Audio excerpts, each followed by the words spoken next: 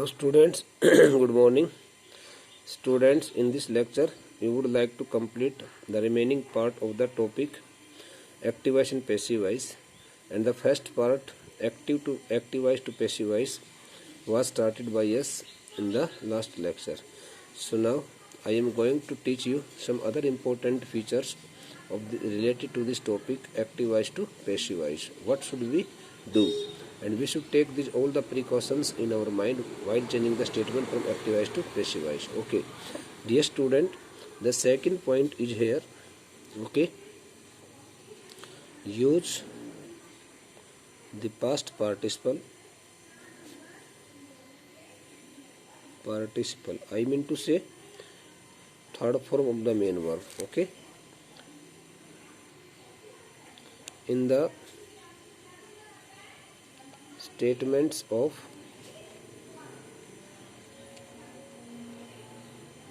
passive form, in the statement of passive form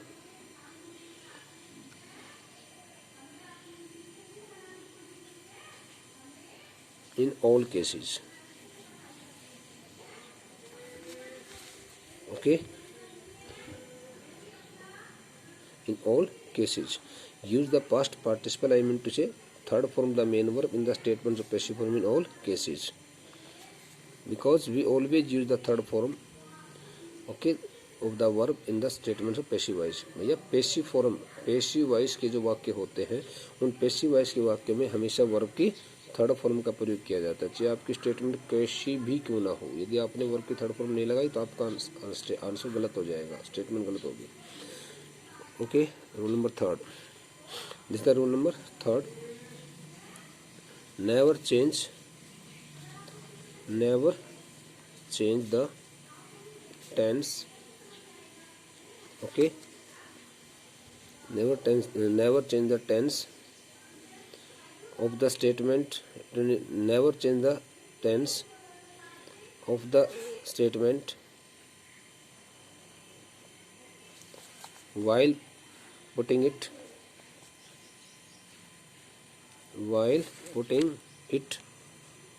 into passive voice, into passive form. Never change the tense of the statement while putting it into passive form. यानी passive form में, passive voice में आप कोई वाक्य बदल रहे हो, you are not allowed to change the tense as given in the statement of active voice. Active voice के वाक्य में जो सेंटेंस जिस टेंस में, पैसिव वॉइस के वाक्य में वो सेंटेंस उसी टेंस में रहे। फॉर एग्जांपल, यदि एक्टिव वॉइस में आपका वाक्य सिंपल प्रेजेंट टेंस में, प्रेजेंट इंडेफिनिट टेंस में है, जिसमें कि सब्जेक्ट के बाद verb first form of the main verb या first form of the main verb added with s और यस लगा हुआ है, you will have to change the same statement into the passive voice in the same tense. In the same tense में in the simple present tense. ऐसा कोई rule नहीं है जिसमें ये कहा जा सके कि टेंस अब बदल देंगे, बिल्कुल नहीं बदलना tense. Number 4, okay, the words written into single commas or inverted commas, written into single commas or inverted commas। यदि समझ रहे हो तो सब कुछ समझ में आ जाएगा। देखो मैं कह रहा हूँ कि यदि सिंगल कोमाज में और इन्वर्टेड कोमाज में आपको कभी कोई वर्ड्स लिखे मिल जाए, okay, the words written into single commas और inverted commas never work as an object,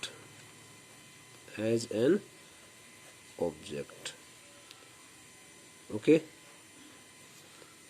don't pick them up as an object। उनको कभी भी ऑब्जेक्ट समझ करके उनको आप न उठाएं। एक एग्जांपल देता हूं यहाँ पर, I put in the example, okay, they call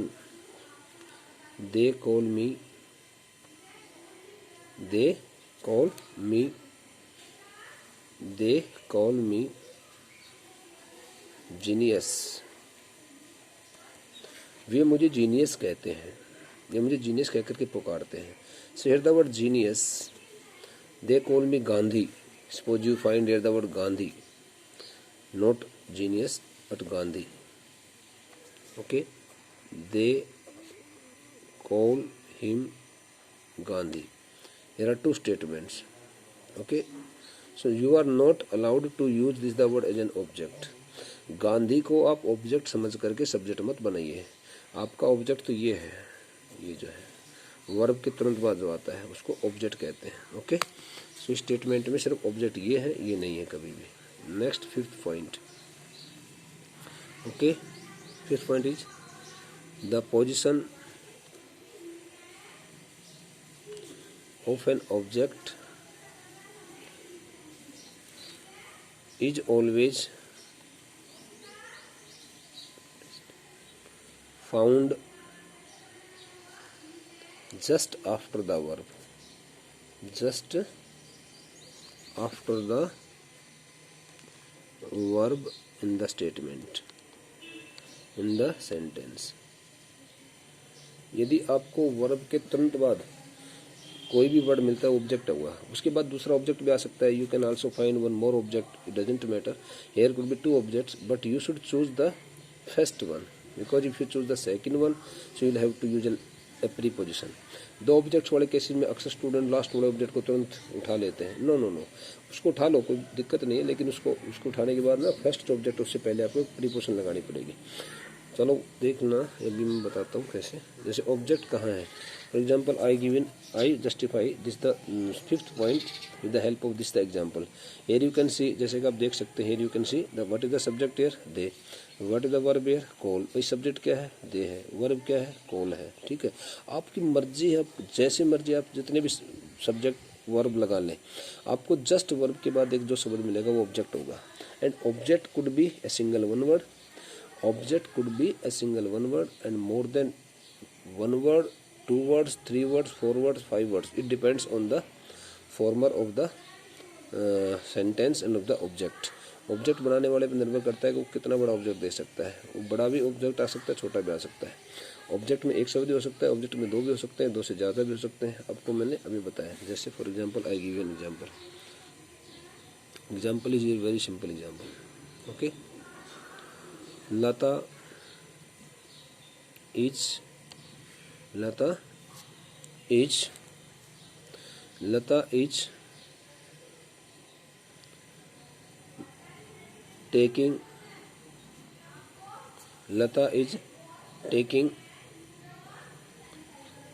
is taking calls from her boss. In this statement the word is verb, object is calls, verb is here taking, helping verb is and subject is Lata. Call कौन लेने लग रही है अपने boss से, लता ले रही है. तो काम कौन करने लग रही है स्टेटमेंट में, लता काम कर रही है. As you can see here, who is the main doer, Lata. Who is the main doer, Lata. Lata काम कर रही है. क्या काम कर रही है, ले रही है. क्या ले रही है, कॉल्स ले रही है. तो यहाँ पर लेना तो एक्शन हो गया और कॉल्स ऑब्जेक्ट हो गया. तो यहाँ हेल्पिंग वर्ब आ रही है, ये प्रेजेंट कॉन्टिन्यूअस टेंस की स्टेटमेंट है. लेकिन जैसे कि आप देख रहे हो कि इस वर्ब के बाद में ये वर्ब है, इस वर्ब के तुरंत बाद आपको यहाँ पर क्या मिल रहा है, ऑब्जेक्ट मिल रहा है. अब इस ऑब्जेक्ट को आप सिंगल वन वर्ड के रूप में देख रहे हो, लेकिन कई बार ना ऑब्जेक्ट के साथ कुछ ऐसी प्रीपोजिशन जुड़ जाती हैं जिनको हम आगे ऑब्जेक्ट को बढ़ा करके ले जा सकते हैं. वो सब्जेक्ट वर्ब एग्रीमेंट का जो टॉपिक होता है उसमें ये सब बातें बताई जाती हैं.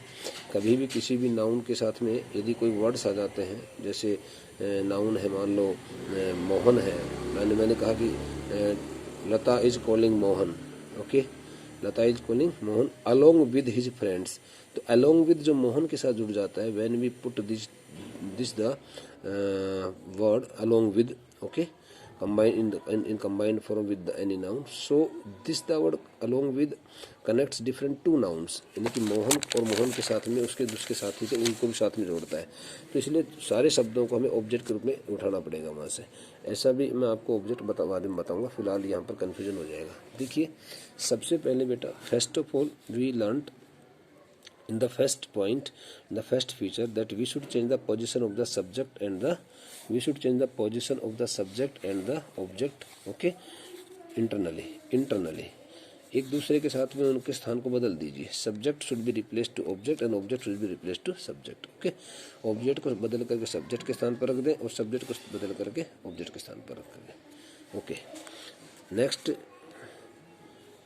use the past participle means third form in the statements of passive form in all cases, every time, in all cases और every time, हर बार। जब भी कभी आपको स्टेटमेंट पैसिव फॉर्म बदलनी तो आपको उसको पैसिव फॉर्म में बदलते समय आपको थर्ड फॉर्म का प्रयोग करना ही करना पड़ेगा। Never change the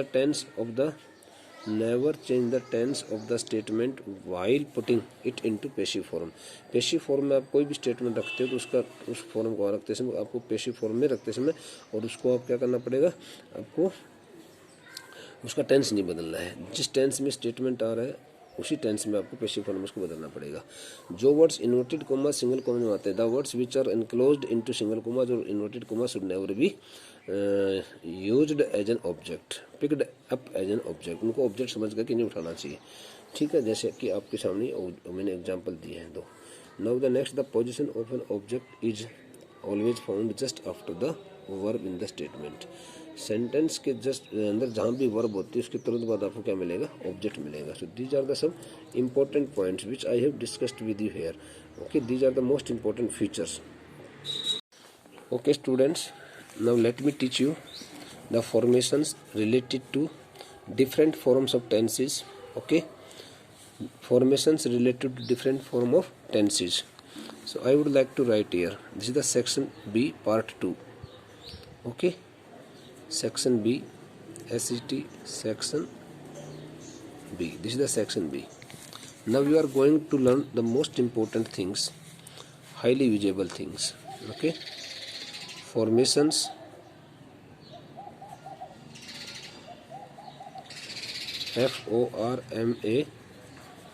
formations, formations.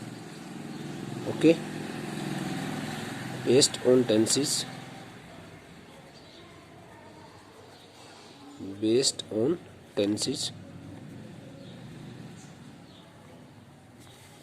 tenses for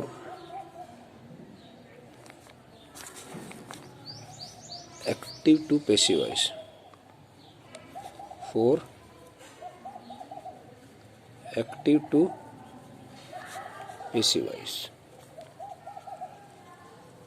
for active to passive. Certified formations,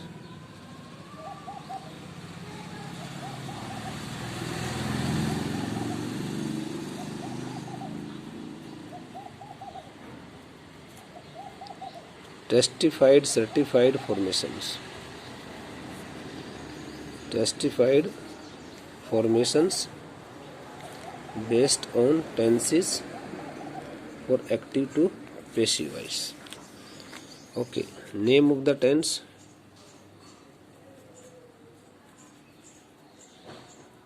name of tense, okay, nature of active voice,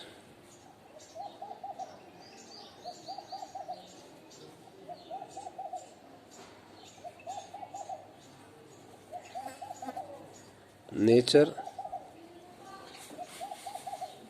of active form, active, formation for passive, formation for passive. देखिए 3 step है formation for passive. I think you should note them down in your fair notebook. Name of tense. Number 1, present indefinite tense, simple present tense, simple present tense, present indefinite tense. Okay, present indefinite tense, simple present tense, or you may call it present indefinite tense. The first one, nature of active. First, here are 4 kinds of sentences which you will find here. Okay, the first one, the second one, the third one, and the fourth one. First one, subject, plus first form or maybe first form plus s or es plus object. The second one is here subject plus do not or maybe does not plus first form plus object.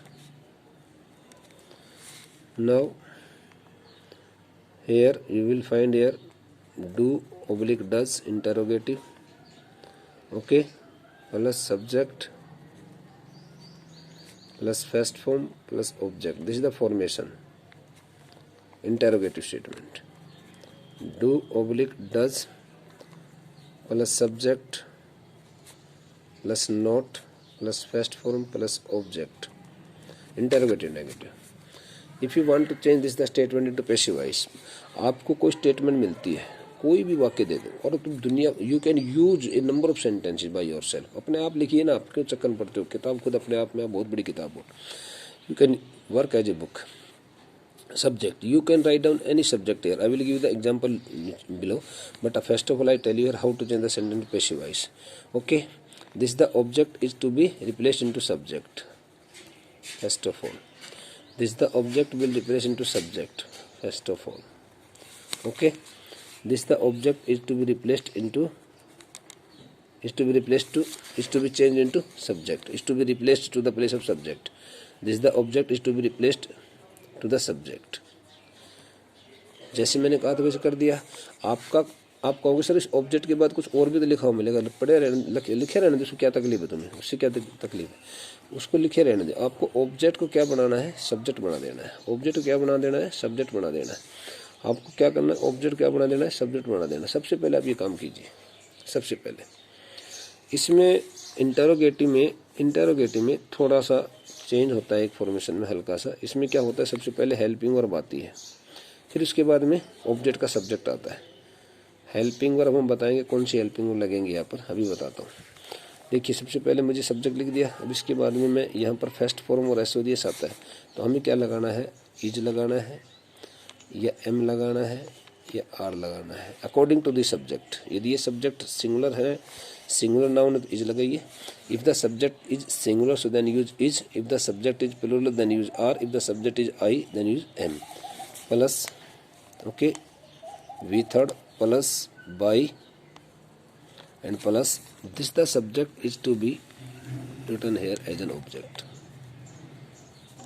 Okay, your answer will be changed into passive voice. Similarly, if the sentence is negatives, then you will have to use here do not, does not, is, am, are plus not, okay, plus third form plus by plus object. Again you will take this subject into object. And the next is here helping verb will be here is, am, are in both the cases, and then subject, and after subject you will use here third form, then of by, then object and sign of interrogation. Here not, then third form, then by and then object. Okay, this is the formation. Subject, we third, by, object. Helping verb is to be used first because we have used here the helping verb is, am, are in place of the helping do not and does not. ध्यान दो, मेरे विचार से आपको शायद पता नहीं समझ में आ रहा है कि नहीं, मैं जो समझा रहा हूँ. भैया देखो, आपकी जो ये 4 स्टेटमेंट्स मैंने लिखी है कौन सी टेंस की बेटा बताओ, प्रेजेंट इंडेफिनिट टेंस की है. यहाँ तक तो सब कुछ क्लियर है. अब प्रेजेंट इंडेफिनिट टेंस के सिंपल सेंटेंस बनाते तो क्या यूज करते हैं, सब्जेक्ट के बाद या तो फर्स्ट फॉर्म लगाते हैं एस और एस लगाते हैं. वो सब्जेक्ट पर निर्भर करता है. यदि सब्जेक्ट प्लूरल है तो फर्स्ट फॉर्म, सिंगुलर है तो एस और एस लग जाएगा. तो जब भी कोई ऐसी स्टेटमेंट मिले जिसमें आपको सब्जेक्ट मिले, वर्ब की फर्स्ट फॉर्म से एस और एस मिले, उसके बाद ऑब्जेक्ट मिलेगा, तो आप ऑब्जेक्ट को सब्जेक्ट में कन्वर्ट कर दो, ऑब्जेक्ट का सब्जेक्ट बना दो. जैसे ऑब्जेक्ट मी है, उसका सब्जेक्ट आई, हिम है तो ही, हर है तो सी, देम है तो दे, ठीक है ना. इस तरह से यू है तो यू, कोई नाम है तो एज इट इज, और कोई ऑब्जेक्ट है तो उसको एज इट इज उठा दो. फिर उसके बाद में हम ये देखेंगे सब्जेक्ट हमारा सिंगुलर है कि प्लूरल है. ये सब्जेक्ट हमारा कैसा है, यदि सब्जेक्ट सिंगुलर है तो इज लगाओ, आई सब्जेक्ट आता है तो एम लगाओ, प्लूरल है तो आर लगाओ। फिर उसके बाद हमेशा मैंने कहा कि वर्ब की थर्ड फॉर्म हमेशा लगेगी, इसको बिल्कुल मत ड्रॉप करना। Then you will have to use your by. In most of the cases we use the preposition by before the object. कुछ ऐसी वर्ब्स भी होते हैं जिनके साथ बाई नहीं लगता है, जैसे नॉन के साथ टू आता है, कंटेंट इन आता है, इंटरेस्टेड इन होता है, वो सब लिखवा देंगे। इसी प्रकार से नेक्स्ट पार्ट उसमें डू नॉट डज नॉट है। डू नॉट डज नॉट के स्थान पर आपने क्या लगा दिया, इज एम आर। ओके, क्या लगा दिया, इज एम आर, जैसे कि आप देख रहे हैं। ये ध्यान रखना, डू नॉट डज नॉट वाले केसेज में डू नॉट डज नॉट का प्रयोग पेशिव फॉर्म नहीं होता है, उसके स्थान पर इज एम आर का प्रयोग होता है। फिर उसके बाद क्या लगाते हैं, नोट। फिर उसके बाद में नोट तो है ही, नोट का नोट रहेगा। हमने सिर्फ डू डज के स्थान पर इज एम आर में से हेल्पिंग में लगाई, फिर विथर्ड, फिर उसके बाद बाई ऑब्जेक्ट लाइक दिस। इसी तरह से हमने डू डज पहले ला रहा है तो डू डज के स्थान पर इज एम आर लगा देंगे, फिर उसके बाद सब्जेक्ट और उसके बाद ये सब। I think you have understood each and everything very nicely dear students. Okay, now I would like to give an example. I take the first example. Okay, Ravi takes tea. Very simple statement. देखो simple to hard की तरफ चलना चाहिए हमेशा। What the statement, Ravi, who is the subject है, Ravi, take means लेना, पीना, T means चाय, इन द मॉर्निंग एक्सेट्रा जो भी है, आगे कुछ भी आ जाता है। तो आपको अपने सेंटेंस को पैसिव फॉर्म में बनाना। This the statement in active voice. In which form, active voice. आपको इसको पैसिव बनाना है। कैसे बनाओगे, इसको पैसिव बनाने के लिए टी को उठाओ, टी यहाँ रख दो। T is the singular, T is the singular object, इसका सब्जेक्ट बन गया मॉडिफाइड सब्जेक्ट, फिर इज लगा दो। फिर इसके बाद में थर्ड फॉर्म क्या होती है, टेकन। ठीक है, ये थर्ड फॉर्म आ गया आपकी टेकन, बी थर्ड। ओके, फिर उसके बाद में बाय लगाओ। फिर ये रवि है तो रवि तो नाम है, इसको उठा करके ले Ravi. Such kind of sentence are to be. Okay, the rest of the part will be discussed by us in the next lecture. Thank you.